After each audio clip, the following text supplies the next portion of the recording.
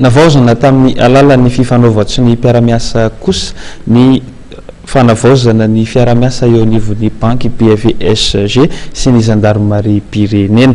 Tombotsoa maro no azon'ny gendarmerie amin'ity alalan'ity fifanaovatry ny zenotanterana teny Antaninarenina ity. Amorana ny fandraisandreo zandarany karamany amin'ny alalan'ny fanavaozana indray ny fiaramiasa eo amin'ny gendarmerie pirenena sy ny banky BVSG. Natao sinisy tetsy amin'ny foibeny vetsy Antaninarenina tokoa no mikasika izany fiaramiasa zany. Tombotsoa maro no azon'ny gendarmerie amin'ny alalan'ity fifanaovatry ny mpiaramiasa ity. Araka nambaran'ny général Paza Didier Gérard, sekretera mpanjakana amin'ny sananisy gendarmerie pirenena. Fa nisy foana teo amin'ny gendarmerie sy ny BFV fa enina taona lasa zay.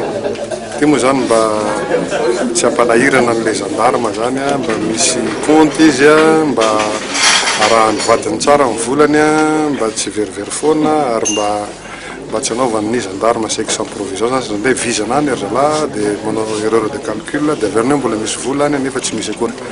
Fa ny avantage ty androany ty zany am'le izy misy transfert makany amin'ny vola zany. Ka na de lavitra ny banky BFR zany le gendarme any amin'ny tournée ny Padalo any de mba milatsaka ao amin'le compte zany zay ambam-bolany sisa afahany mba alaina any amin'ny vola zany. Manana tombony be ny gendarme am'izany satria tsy de ohatratsika rehetrarehetra izy ka hoe misy inona mo télécarte reny fa de mba zay zany mba avantage mety aminay zany.